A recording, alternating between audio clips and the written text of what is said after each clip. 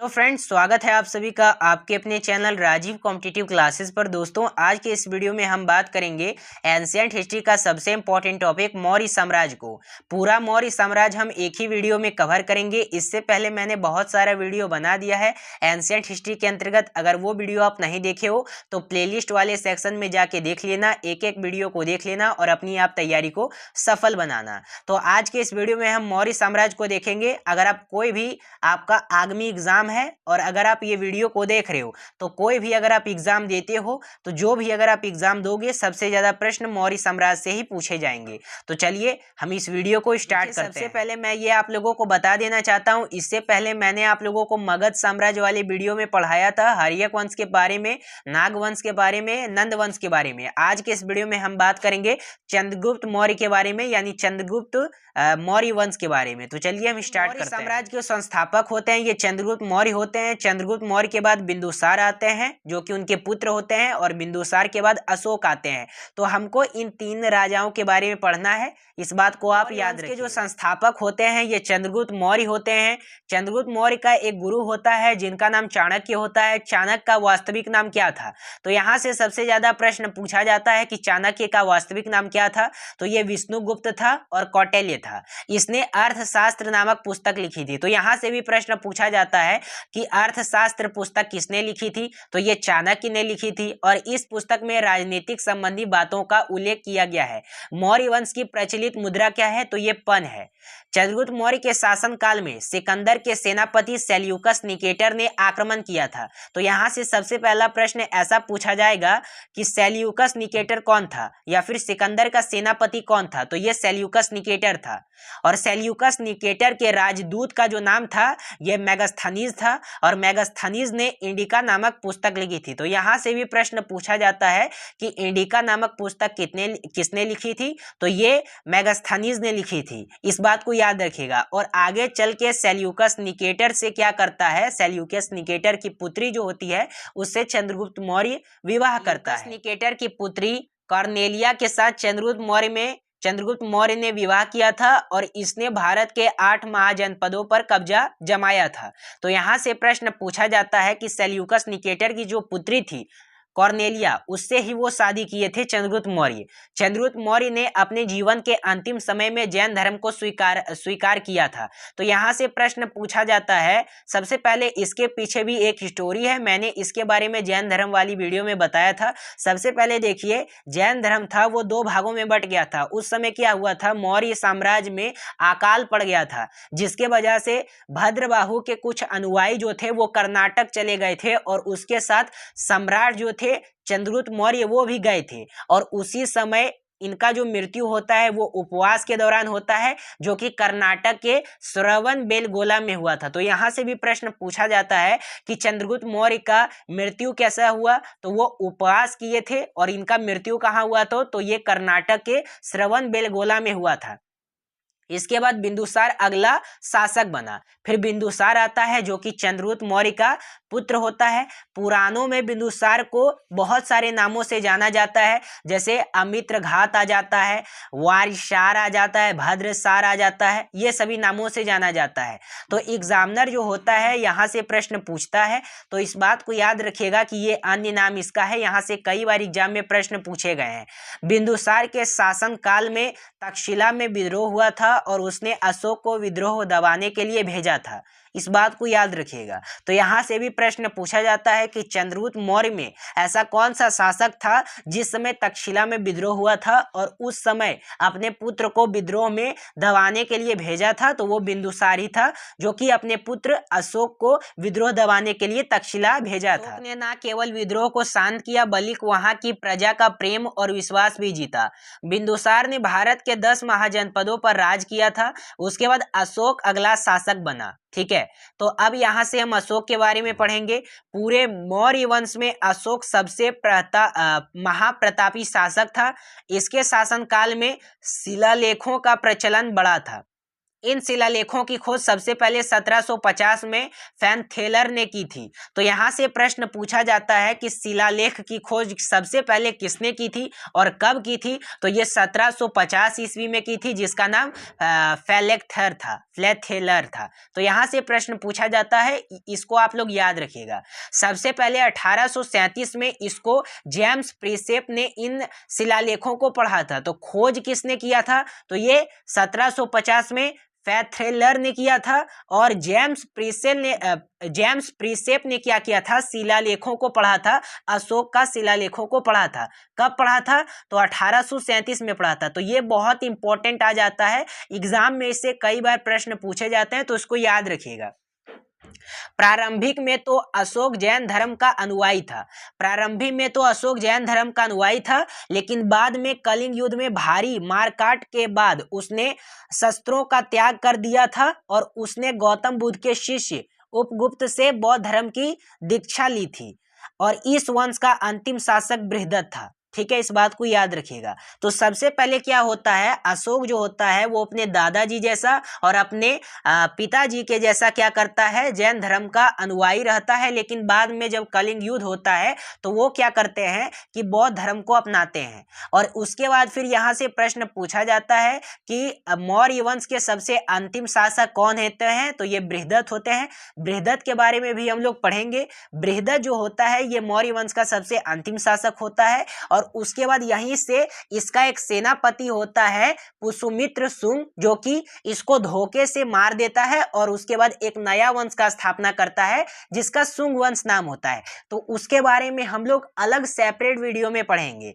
वहीं से आप लोगों का ब्राह्मण साम्राज्य स्टार्ट होता है। नोट करने वाली बात है कि देवाना प्रिय के नाम से यहाँ पे विख्यात था। ठीक है, अशोक जो था ये देवानाम प्रिय से भी इसको जाना जाता था, इस बात को याद रखिएगा। और इस टाइप का अशोक का शिलालेख जो भी पढ़ा वो आप लोगों का बेसिक था। यहाँ से हम लोग डीपली पढ़ेंगे क्योंकि आजकल जो एग्जामिनर है ये डीपली प्रश्न पूछते हैं। तो सबसे पहले नंद वंश के अंतिम शासक धनानंद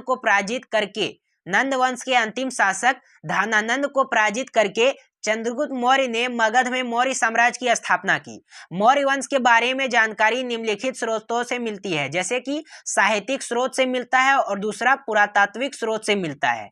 तो साहित्यिक स्रोत से क्या मिलता है? तो अर्थशास्त्र से मिलता है, इंडिका से मिलता है, फिर आप लोगों का मुद्रा राक्षस से मिलता है और जैन और बौद्ध धर्म के ग्रंथ से मिलता है। और पुरातात्विक स्रोत से क्या मिलता है? तो जैसे कि अशोक के अभिलेख से मिलता है, जूनागढ़ अभिलेख से मिलता है, रुद्र दामन अभिलेख से मिलता है। ठीक है, इस बात को याद रखिए। यहाँ पे आता है मौर्य साम्राज्य का विस्तार। तो चंद्रगुप्त मौर्य ने मौर्य वंश की स्थापना की थी और एक विस्तृत राज्य की स्थापना की थी। उसने उत्तर में हिमालय से लेकर दक्षिण में मैसूर, पूर्व में बंगाल से लेकर उत्तर पश्चिम में हिंदू कुश पर्वत तथा पश्चिम में अरब सागर तक अपने साम्राज्य का विस्तार किया। यहाँ से देख सकते हैं ये टोटल जो था ये पूरा साम्राज्य आता था मौर्य डायनेस्टी में, यानी चंद्रगुप्त मौर्य का यहाँ पे टोटल शासन। यहाँ पे देखेंगे मौर्य साम्राज्य के शासक। वैसे तो मौर्य साम्राज्य में बहुत सारे शासक होते हैं और कभी कभी एग्जाम में यहाँ से भी प्रश्न पूछ लिए जाते हैं, तो इसको हम लोग ट्रिक से माध्यम से याद रखेंगे। सबसे ज्यादा अगर प्रश्न किसी से पूछा जाता है तो ये चंद्रगुप्त मौर्य से पूछा जाता है, दूसरा बिंदुसार से पूछा जाता है, तीसरा अशोक से पूछा जाता है। इसके बाद कई सारे राजा आते हैं, लेकिन जो मेन राजा हैं ये चंद्रगुप्त मौर्य होते हैं, बिंदुसार होते हैं और अशोक होते हैं। और उसके बाद फिर दशरथ मौर्य आते हैं, फिर आते हैं, फिर साललशुक आते हैं, फिर देववर्मन आते हैं, सातधावन आते हैं और लास्ट जो आता है मौर्य साम्राज्य का ये बृहदत्त आता है, जिसको 185 ईसा पूर्व में हत्या कर देता है इसका सेनापति, जिसका नाम होता है, क्या होता है उसका नाम? वो होता है पुष्यमित्र शुंग।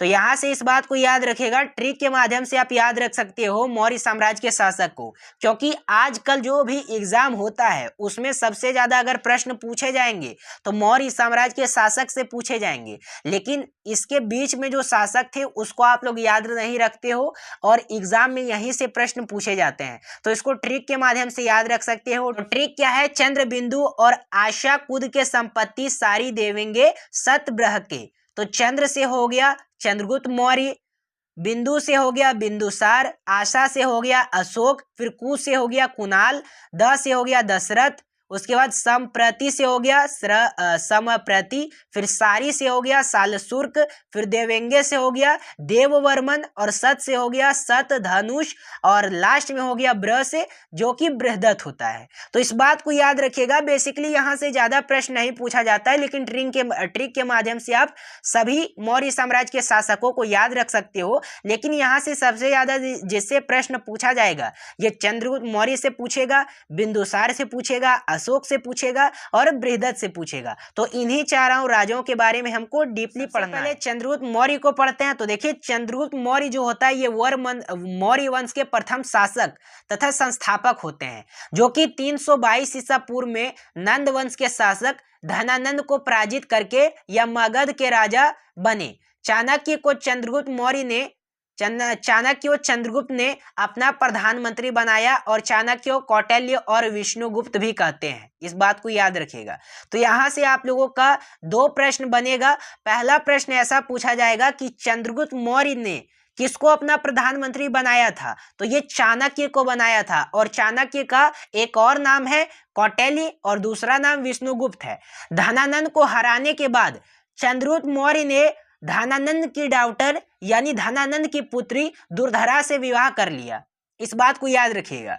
तो सबसे पहले जो हमने पढ़ा था सिकंदर का जो राजदूत होता है, सिकंदर का जो राजदूत होता है मतलब सिकंदर का जो सेनापति होता है सेल्यूकस निकेटर, उसकी पुत्री कौर्निया से ये शादी करता है चंद्रगुप्त मौर्य। लेकिन जब धनानंद को वो हराता है, पराजित करता है, तो उसकी जो डॉटर होती है, पुत्री होती है दुर्धरा, उससे यह विवाह कर लेता है। फिर यूनानी लेखकों के द्वारा चंद्रगुप्त मौर्य को बहुत सारे नाम दिए गए, जैसे प्लूटार्क के द्वारा एंड्रोकोट्स दिया गया है, फिर जस्टिन के द्वारा सैंडोक्रोट्स दिया गया है। तो इस बात को याद रखिएगा, बहुत बार एग्जाम में प्रश्न पूछा जाता है।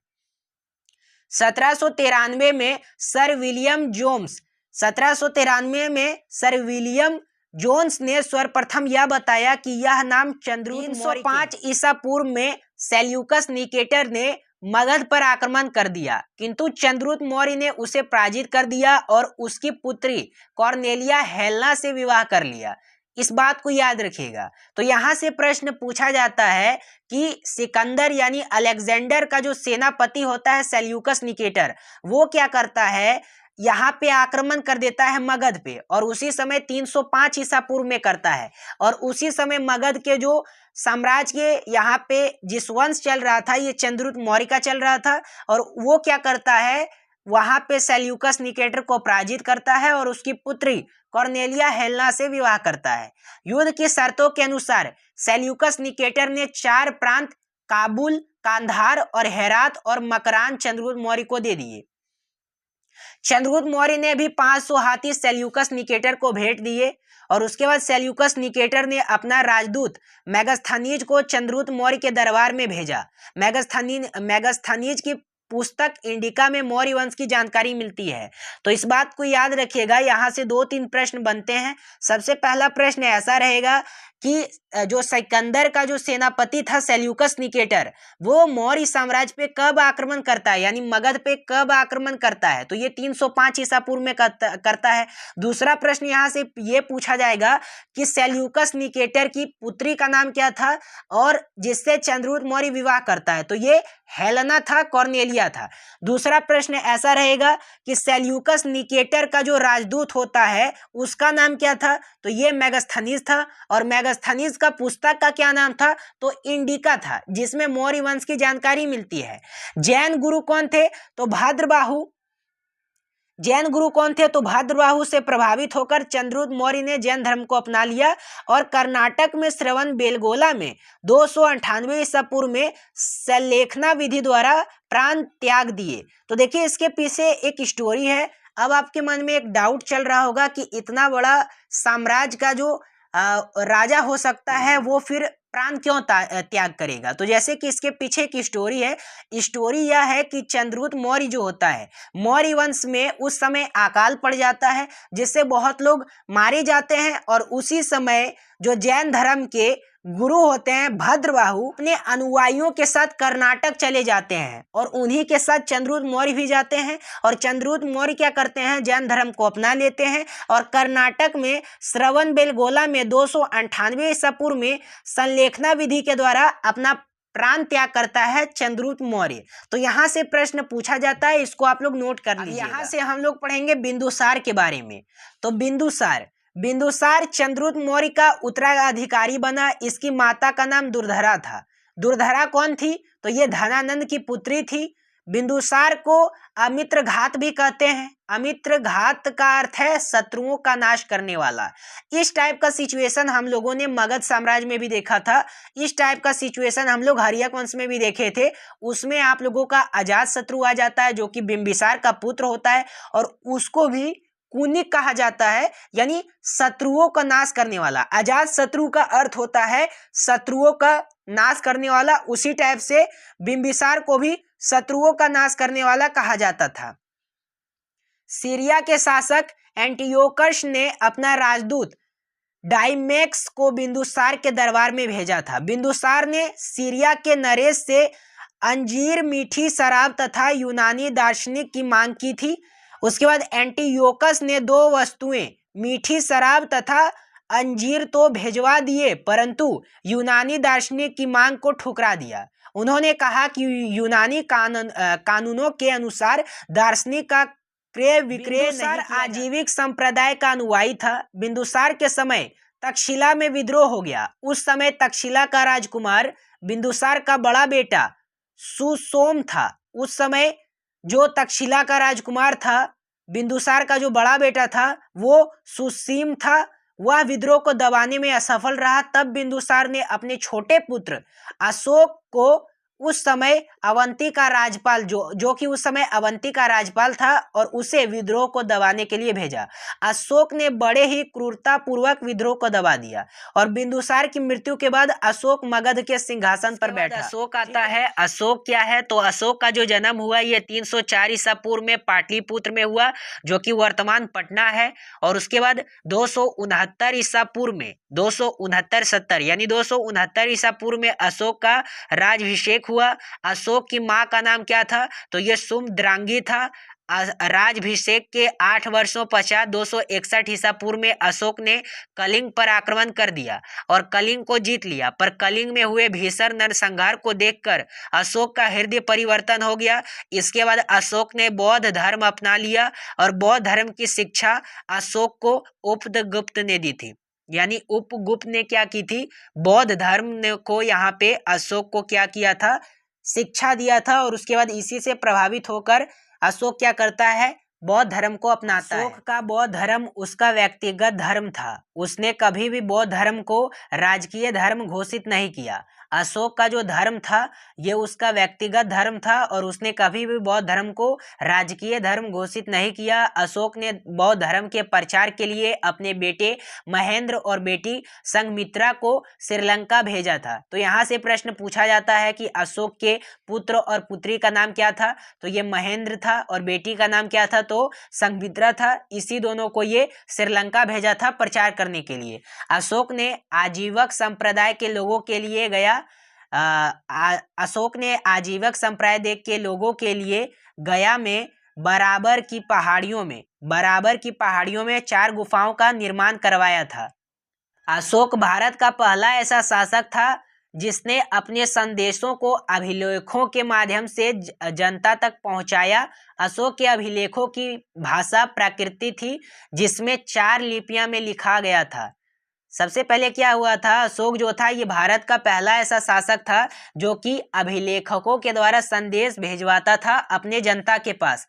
तो ये 4 लिपि में थी। सबसे पहले ब्राह्मी लिपि, उसके बाद खरोष्ट लिपि, उसके बाद अरमाइक लिपि और उसके बाद ग्रीक लिपि। ये 4 भाषाओं में ये 4 प्राकृतिक भाषा है और इसी के रूप में इसका वर्णन मिलता है। तो सबसे पहला जो आप लोगों का ब्राह्मी लिपि आता है यह अभिलेख भारत में मिला और उसके बाद दूसरा जो अभिलेख है ये पाकिस्तान में मिला। तीसरा जो अभिलेख है ये अफगानिस्तान में मिला। चौथा जो अभिलेख है ये अफगानिस्तान के उत्तरी सीमा में मिली है। उसके बाद खरोष्ट लिपि दाएं से बाएं और लिखी जाती थी। उसके बाद अशोक के अभिलेख को पढ़ने की पहली सफलता 1837 ईस्वी में जेम्स प्रिंसेप को मिला। तो यहाँ से एक प्रश्न याद रखिएगा कि सबसे पहले अशोक का जो अभिलेख था इसको पढ़ा जो था वो जेम्स प्रिंसेप पढ़ा था 1837 में, और इसने बताया था कि वो जो अभिलेख है उसमें कहा क्या गया है। अशोक ने अपने अधिकतर अभिलेखों में अपना नाम देवनाम प्रियदर्शिनी देवताओं का पसंद लिखा है। मध्य प्रदेश के गुजरात तथा कर्नाटक की मास्की नेदर तथा उदेगोलान अभिलेखों में अशोक का स्पष्ट नाम अशोक लिखा हुआ है। राजस्थान में भाब्रू अभिलेख में अशोक ने खुद को मगध का सम्राट बताया है।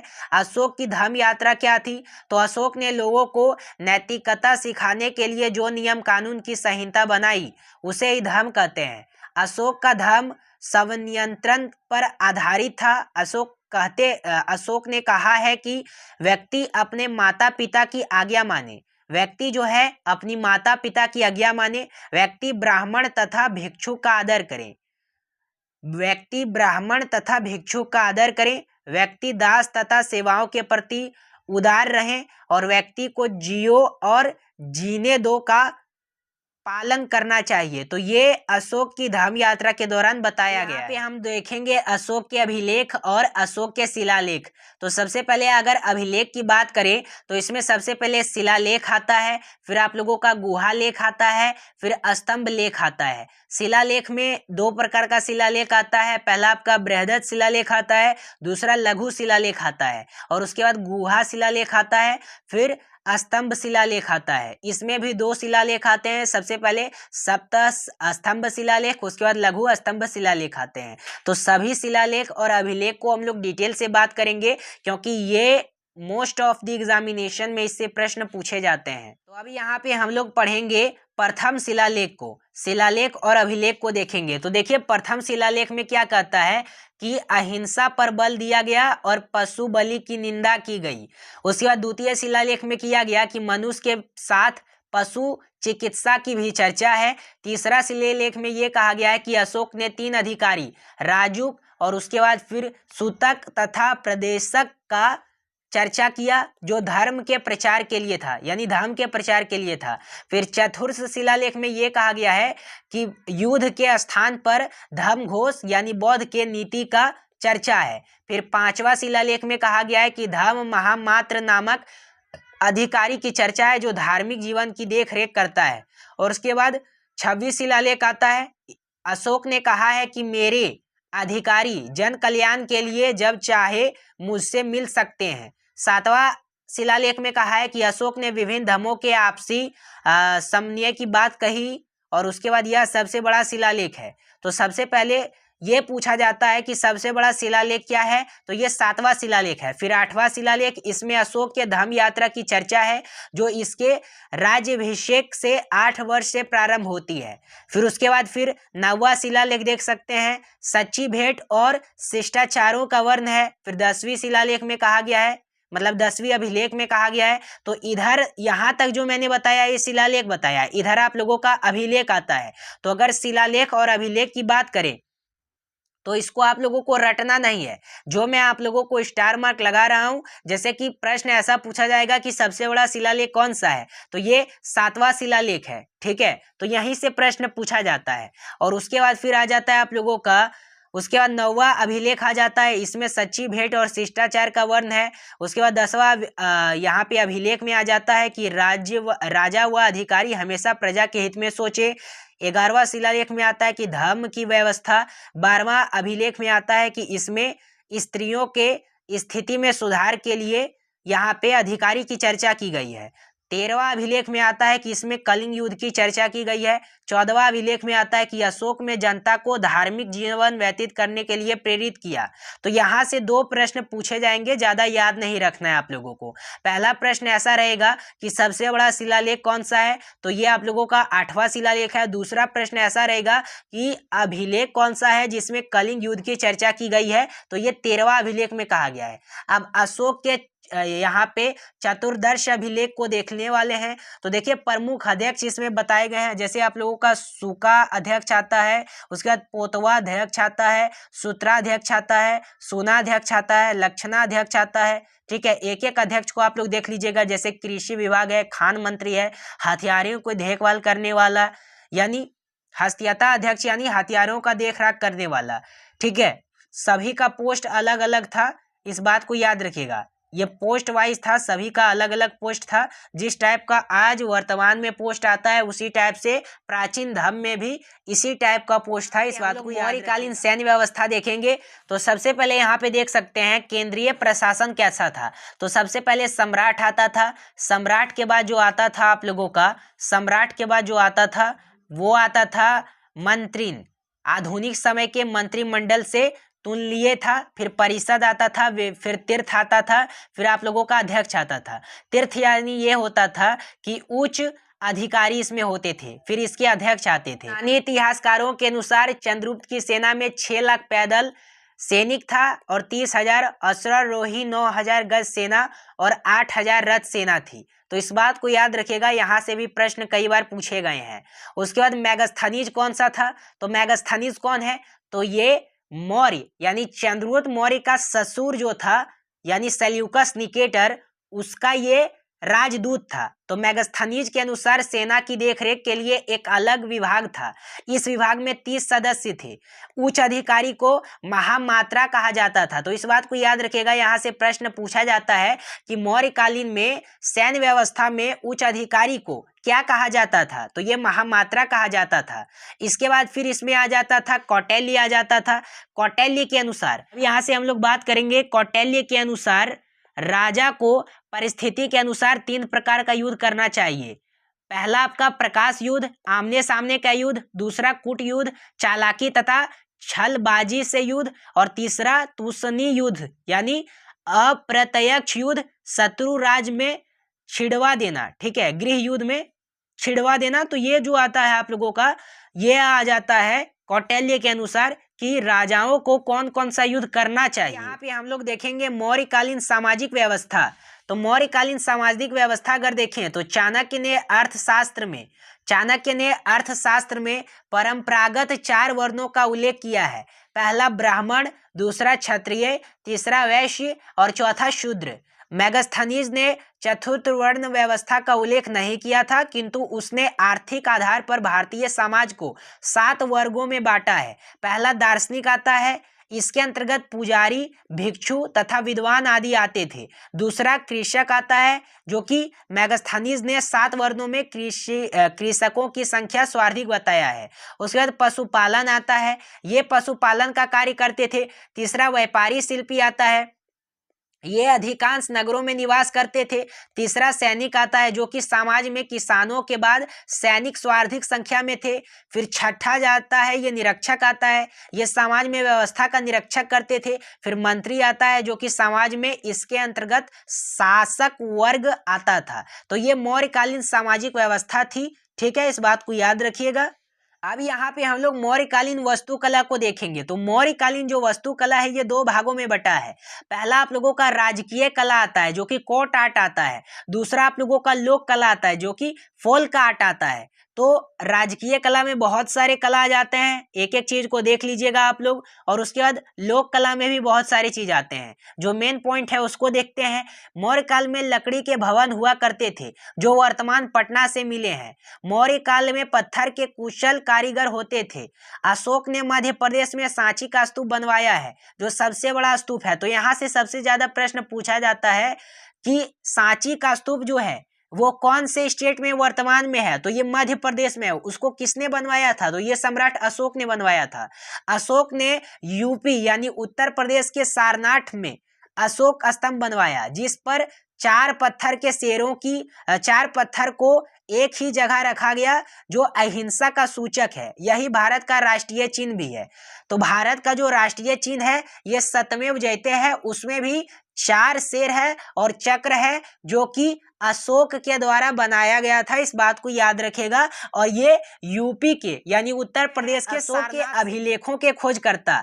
तो यहाँ से भी बहुत सारे प्रश्न पूछे गए हैं, इस बात को याद रखेगा। तो इस टाइप का उस समय प्रचलन था, इस टाइप का सिक्का था, देख सकते हो इस टाइप का आप लोगों का उस समय क्या था, सिक्का था। अब यहाँ पे देखिए, सबसे पहले अशोक के अभिलेख, खोजकर्ता और वर्ष देखेंगे। सबसे पहले आप लोगों का धौली अभिलेख, जो कि खोजकर्ता था इसका किट्टो, जो कि 1837 में खोज किया था। फिर आप लोगों का यहाँ पे भाब्रू अभिलेख आया था, जिसका खोजकर्ता यहाँ पे कैप्टन बट था, जो कि 1837 में किया था, यानी 1837 में किया था। इसी टाइप से एक एक खोजकर्ता को देख लीजिएगा, क्योंकि ये जो खोजकर्ता है ये आपका एग्जाम, ये टॉपिक का सबसे इंपॉर्टेंट टॉपिक है। तो फाइनली दोस्तों, आज का हमारा वीडियो कंप्लीट होता है। एंशिएंट हिस्ट्री का सबसे इंपॉर्टेंट टॉपिक होता है मौर्य साम्राज्य। हमने पूरा साम्राज्य, मौर्य साम्राज्य एक ही वीडियो में देखा, एक ही वीडियो में कवर किया। इस वीडियो को आगे चल के खूब सारा प्यार दीजिएगा। जो भी हमारे साथ एंड तक इस थ्योरी लेक्चर को देखे वो प्लीज़ चैनल को सब्सक्राइब कर लीजिएगा, बेल आइकन को प्रेस कर लीजिएगा, ताकि ऐसे ही वीडियो हम लाते रहें और आप पढ़ते रहें। इससे पहले मैंने एंशिएंट हिस्ट्री का बहुत सारा टॉपिक कवर कर दिया है, एक एक वीडियो को देख लीजिए और अपनी आप तैयारी को सफल बनाइए। और इसका जो PDF है ये आप लोगों को फ्री ऑफ कॉस्ट मिल जाएगा। डिस्क्रिप्शन में टेलीग्राम चैनल का लिंक दिया गया है, उसको ज्वाइन कर लीजिए और उसके बाद फिर PDF को डाउनलोड करके, एक एक PDF को डाउनलोड करने के बाद नोट्स बना के अपनी तैयारी को सफल बनाइए। धन्यवाद। हम फिर मिलते हैं कोई अगले टॉपिक के साथ।